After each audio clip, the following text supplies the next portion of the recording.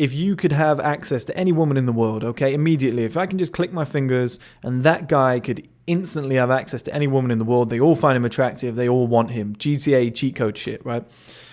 At that point, he would forget about that woman immediately because there would be somebody better on offer. And that's why there's no such thing as the one. It's just the best one that took interest in you out of all the options that you had.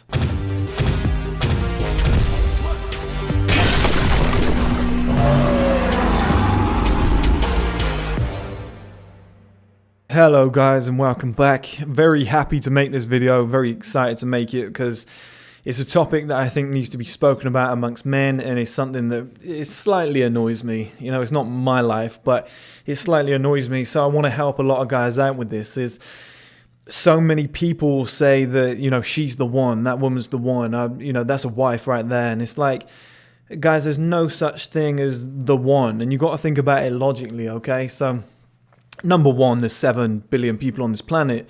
You know, whether you're into men, women, whatever, or both, you know, you've got minimum 3.5 billion people to choose from.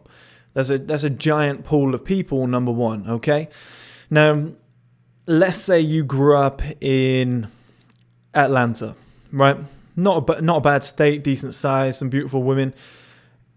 If you meet somebody in Atlanta and you say, okay, this woman's beautiful, you know, she's perfect for me, she's the one, it's like, what's the possibility that the person who lived in your area, local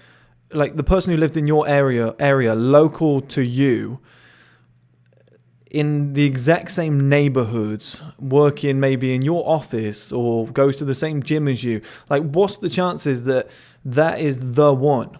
You know, you've got the whole world to travel around, and the one just happened to live in your exact area, had a similar life to you, and lived in the exact same kind of neighborhood, the same place or whatever, and you managed to bump into them, and you were like, damn, she's the one.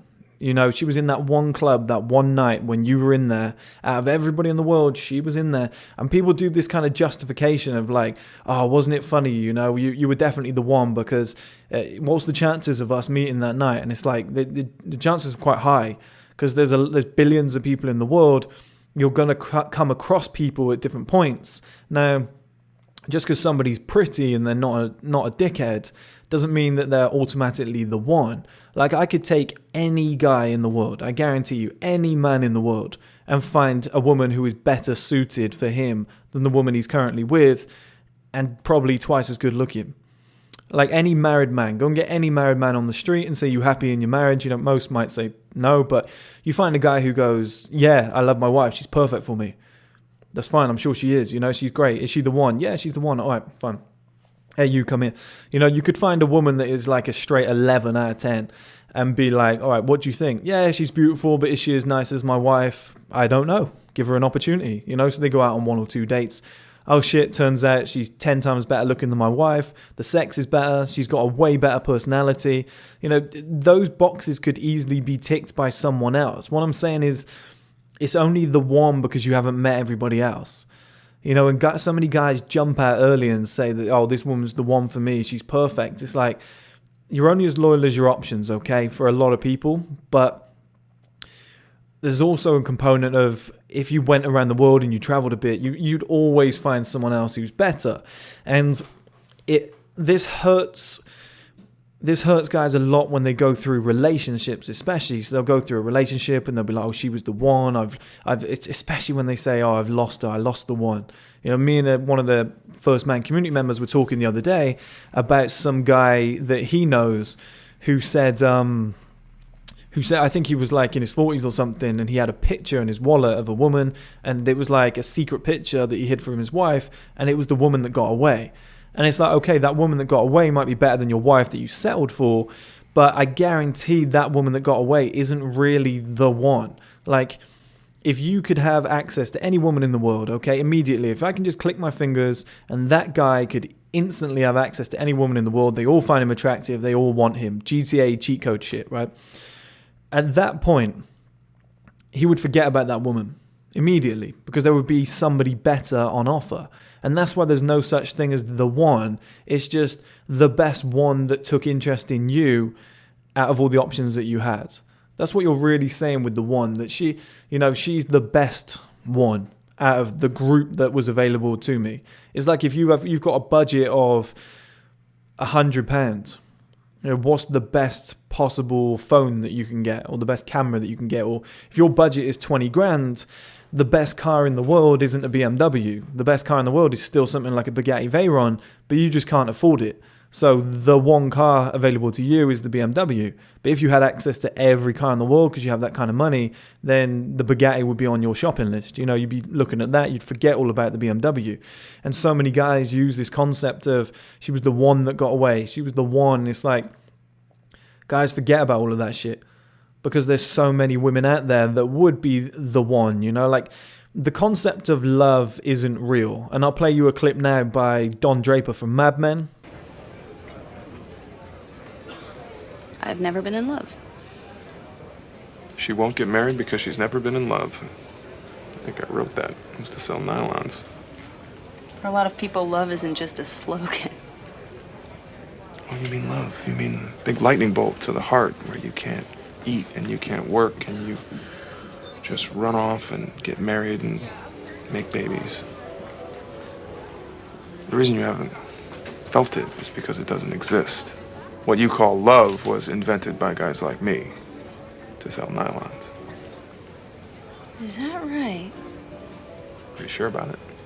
All right, and in this video, as you saw, guys, Don's breaking down how, love is a made-up concept. You think of things like kissing, holding hands, they're man-made. They're not necessarily that natural. We've kind of thrown these in, like Valentine's Day and cuffing season and stuff like this. It's all been made by us.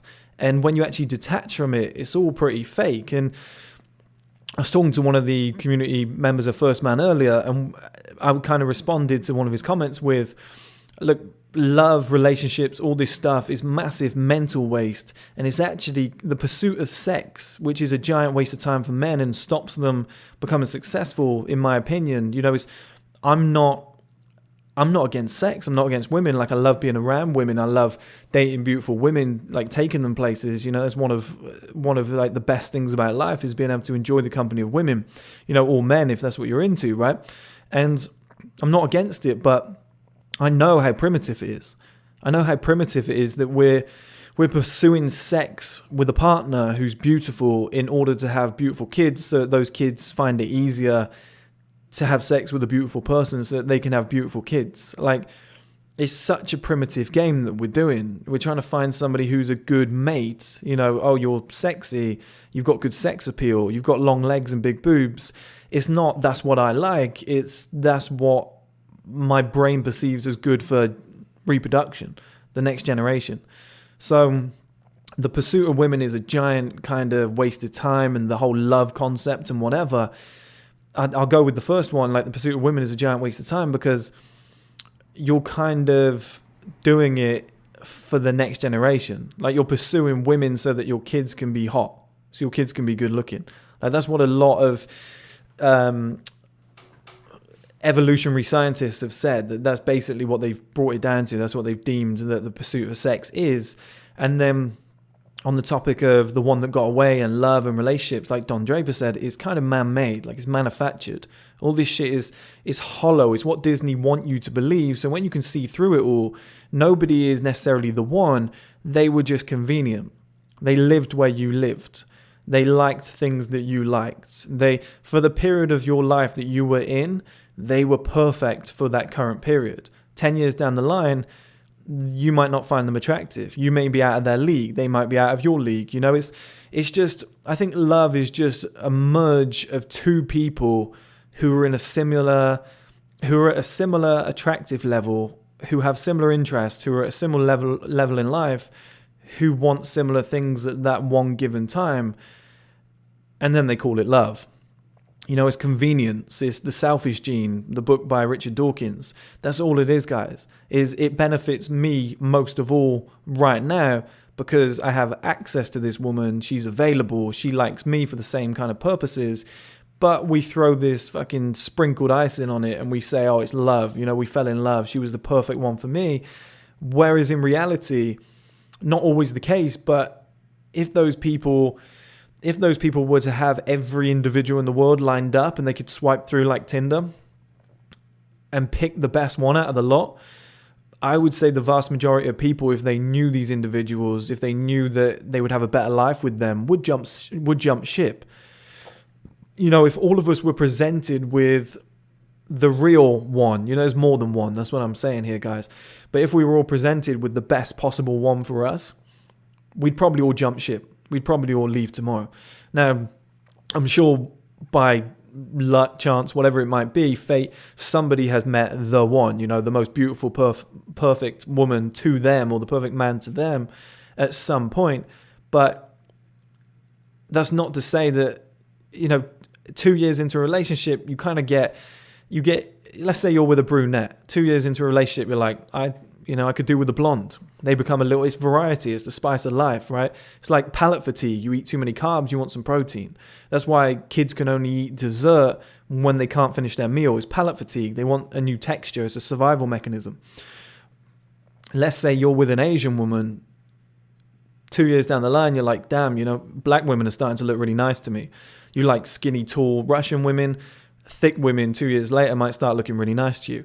Men like variety, and even if you're with your the one, as I said, 2-3 years down the line, your one might change. You know, you like variety, you like different things, and the whole concept of love and the one, it's not real, guys. It's manufactured, and it keeps guys distracted, number one, but most importantly, it hurts guys massively when a relationship ends and they think, I'll never replace her, I'll never find anybody as good. It's like, no, number one, you will. There's just too many people on the planet, and there's going to be somebody better for you than them. You have to improve to get there. You know, self-improvement, working on yourself each day to get to a higher level, find better women, and then you'll go, oh, okay, or, you know, better men, and you'll be like, oh, all right, yeah, I was being so silly. There's so many people in the world. But then the second part of that is to drop your ego, and you know, you gotta understand that she might move on and find somebody better than you as well. Like, it's just a whole cat and mouse game of, there's levels to this game. There's better people than you. There's better people than her. There's somebody more suited for her. There's somebody more suited for you. And when you kind of understand this concept and realize that love, the one, marriage, you know, people go into it and whatever, is more a game of convenience than it is love. And it's very easy to find love again. There's a lot of people who have been married 8 times and said they were in love each time, and the next one was better than the last one. Or, you know, these young girls that cry for months at a time and say, oh, I'm never going to find a man like him. And then 2 years later, she's marrying the new guy that she's with, and she's like, oh, he's so much better than the old one. I never thought I'd get over that, but I did. And then she gets divorced. Her next husband, oh, he's so much better. You know, I never thought I'd get over it, but he walked into my life. It's just a fucking repeat game of convenience, and there's no such thing as the one. It's just whatever is beneficial to your life at that current point usually gets dressed up as love.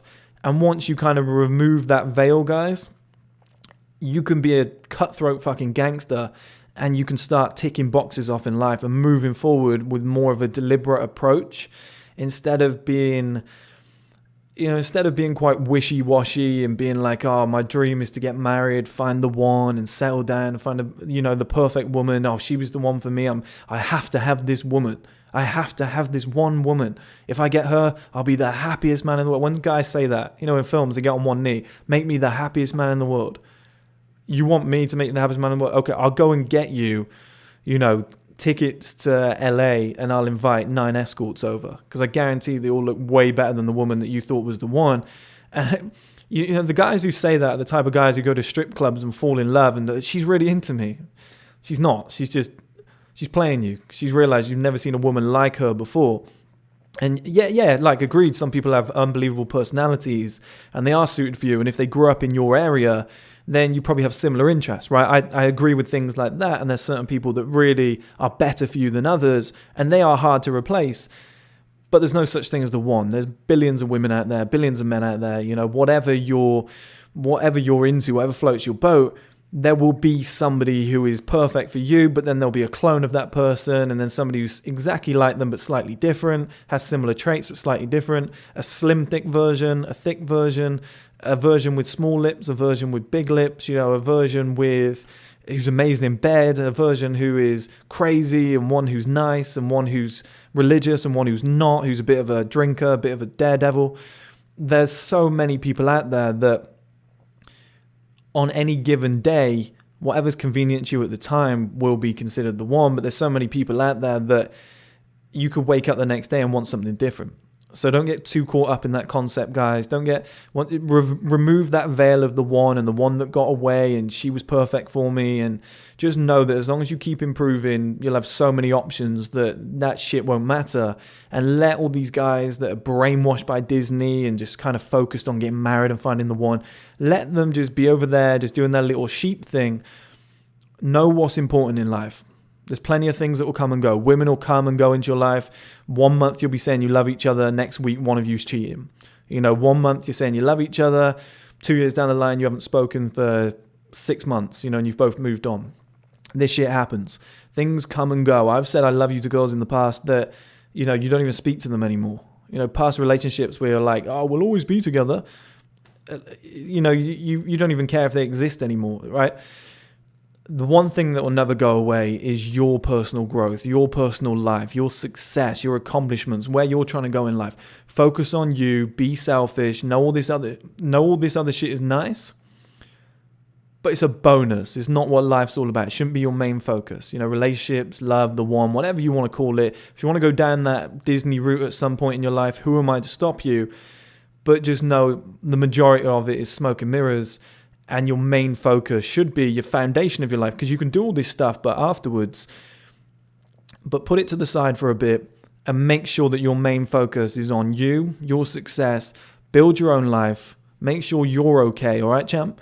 And then go, okay, let's add this shit to my life if I want it. Let's meet somebody who is beneficial to my life. She's attractive, she's a nice woman, we spend time together, she makes me happy. My life is better because she's in it. That's the selfish gene, guys. Richard Dawkins spoke about it in his books. That's the selfish gene. It just means it's optimal for me. This relationship is good. It's a good experience for me personally. And then people and Disney write it off as love.